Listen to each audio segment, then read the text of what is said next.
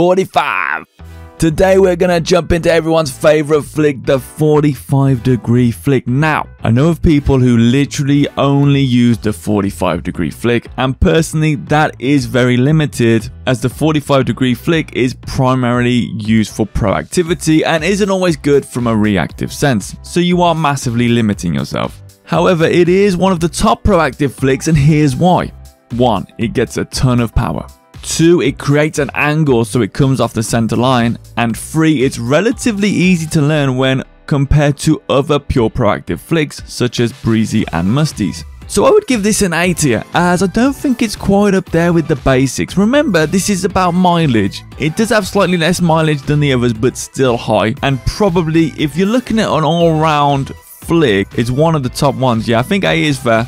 So how do we do it? Well, I feel real comfortable teaching this, as I got taught personally from one of the best 45-degree flickers in the game, and that's Lance. And if you want to see the 30-day experiment of me learning that from Lance, link is in the top corner. Now, the way Lance does his 45 flick is very different to what a lot of other players and YouTube people say. But here's the thing, there are 2 ways to perform this, one with an air roll and one without. And the one I learned to do was the one Lance does, and that is without an air roll. So let's delve into what I mean, the non-air roll method. So the area of the car you want the ball on depends on the direction you're turning. So with this method, you can either have it in the exact same position as the front flick, so like dead on that center line, or slightly off center towards the opposite side you're going to turn. There's actually 2 huge things to this flick that a lot of people do not get right. Now, first is you must turn perfectly to the side. No leaning forward, no leaning backwards.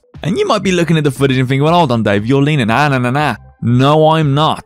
That is the weight of the ball pushing my car down, and that is fine because it gives us the perfect tilt to generate power. So we jump, we turn the car to the side. Now, as we do this, we boost slightly depending on where we started. So if we have the ball dead center on the car, on that center line, on the bonnet of the car, we need to do more boosting when we turn to allow the car to move around the ball to create the flicking position.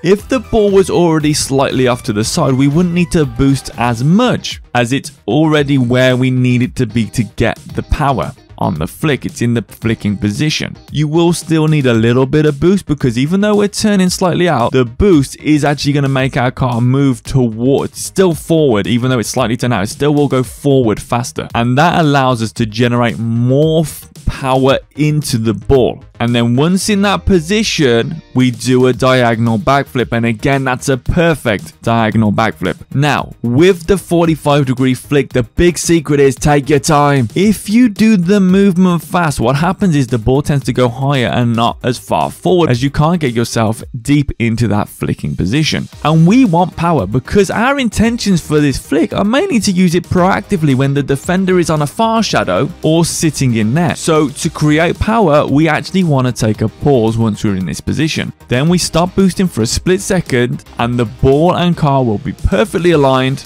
and ready for the diagonal backflip, and boom, it will absolutely fly. Now, of course, different boosts and different delays can be used to create different trajectories off the car, and this will come with time and practice. Okay, but could we use it reactively? Yes, we could. So how we use this reactively is literally when the ball is on the front of the car, like we are with a front flick, and maybe the opponent is on a very close shadow. What you can do is jump, instantly turn and do a backflip or a diagonal backflip, and that'll pop the ball quite high. Now, the other cool thing with a 45 is that it does allow a nice fake. If you're hitting 45s, the opponent starts to get conditioned that when you turn 45 degrees, you're going to flick the ball, and this is where you can draw a fake. But to do the fake, it's a little bit odd, because once you turn to the side, you actually want to air roll away from where the ball is. Does it sound weird? Yes, it will.